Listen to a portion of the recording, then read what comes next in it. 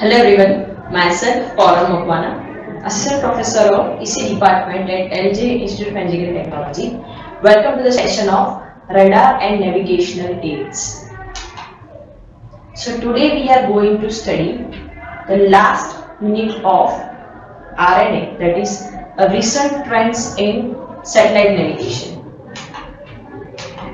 So in this session we will study the satellite navigation system. What does it mean? Also, the global positioning system, which is also abbreviated as a NavStar. What is the history behind it? What does it mean? What are the different elements of GPS? Likewise. Okay. So first, we are going to focus on the satellite navigation system. So we are going to use for navigation the artificial satellite which lies at a specific orbit. What do we mean by orbit? Orbit is a path which is going to be followed by a satellite around the Earth. Okay? Orbit can also be identified by the surface of the height from the surface of the Earth. Alright? That we have already studied in this subject, that is SATCOM. Right? So the satellite navigation, the idea was given by the American scientist in 1957 after the launch of a Soviet satellite, Sputnik. Right? So it carefully measures the Doppler shift of transmission of the satellite. What is Doppler shift? Doppler shift defines whether my target is moving towards the radar or moving away from the radar, and based on that, the frequency is going to increase or decrease. Alright? So later it was realized that reverse was also true. That means if the position of satellite is known, the receiver could measure the Doppler shift and determine its position. Right? So the satellite navigation system is first used by the US Navy for the navigation of missile. And we know what we mean by navigation. Navigation is the art of guiding an object from one point to another point. Okay? So the Navy navigational satellite system, that is NNSS, is also known as a transit system which came into the operation in 1967 and it was used in 1977. So it is used only for the low speed vehicles. Okay? But it uses 6 satellites, and some satellites are going to be spared in the polar orbit. Okay. So first we are going to study the global positioning system, which is also abbreviated as a NavStar. So it was developed by the Department of Defense, but earlier it was used for military as well as the general users with the slightly reduced accuracy. So the receiver which was used for the signal broadcasting by the satellite. Okay. Earlier that was the application of the GPS. But apart from that, it also provides a global coverage. So the fully operational system consists of a total 21 satellite and with 3 spares in semi-geosynchronous. So total 24 satellites are going to be used at the height of 20,200 kilometers with the corresponding period of 12 hours. Okay. So what is the history behind the GPS? It is basically navigating by stars. So it requires a clear light and careful measurement. So mostly used by the centuries. So GPS project was earlier developed in 1973 to overcome the limitations of previous navigation. So it was created and developed by the US government of defense. It basically requires a 24 satellites. So it becomes a full operation in 1995. Okay. So as its name suggests, Global Positioning System. So it is basically a space-based satellite navigation system which provides two information. One is location and second one is the time information in orbit. So it is maintained by the United States government and it is freely accessible to all. Let's say a GPS receiver which is already there in our cell phone. Alright? So total over here 24 satellites are going to be used to cover whole Earth. Okay, for full coverage.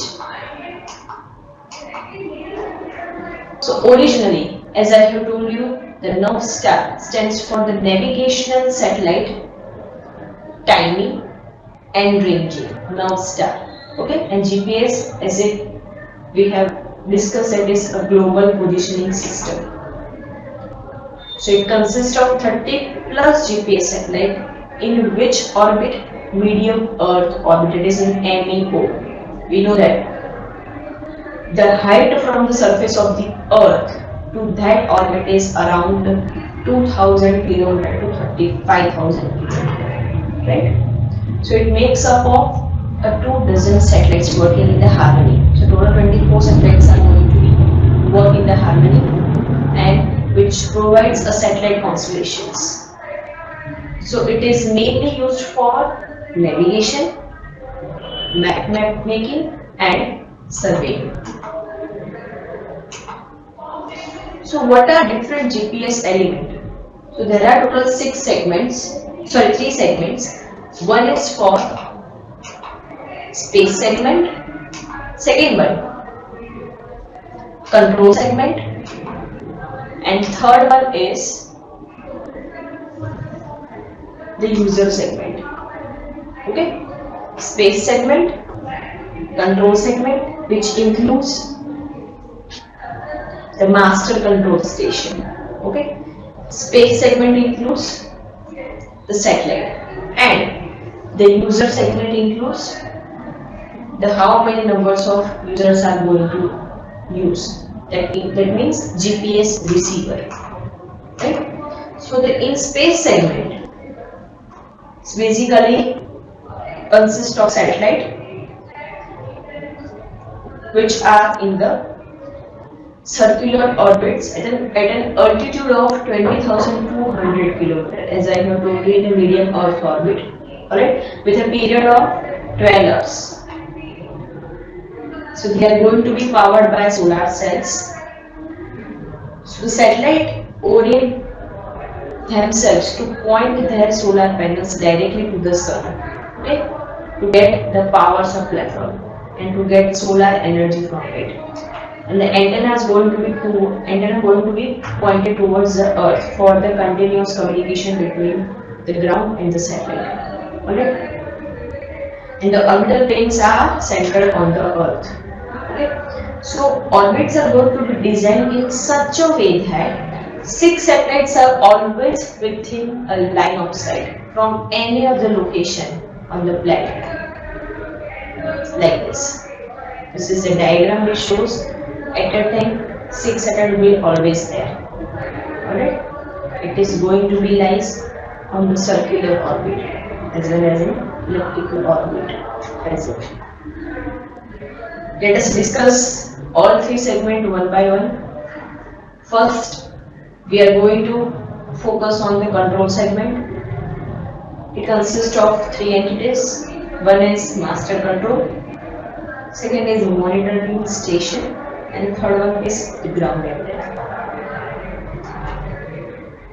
First, we are going to focus on the master control station.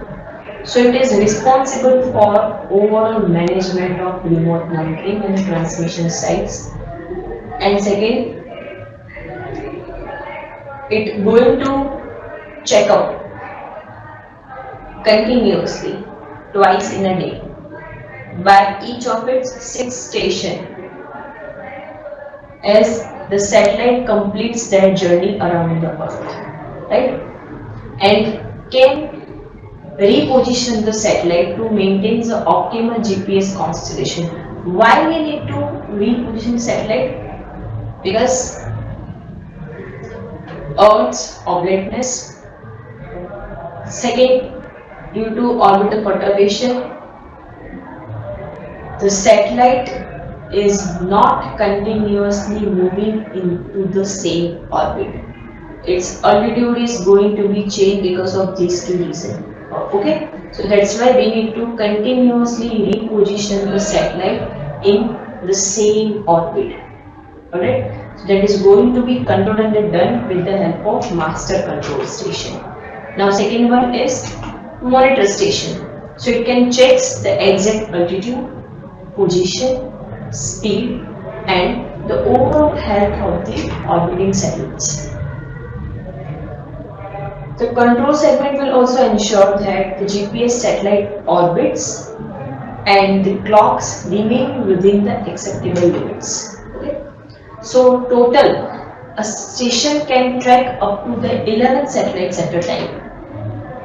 And as I have told you, the checkup is going to be performed by twice a day by each station. And now the third one, that is the ground antenna.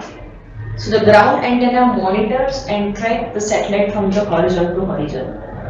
And it also collects the information and also correct the information to the individual satellites. And that corrected information is going to be transmitted to the individual satellites. Apart from that, it communicates with the GPS satellites for command and the control purpose. And now the third one, the user segment. So a GPS receiver are generally composed of an antenna,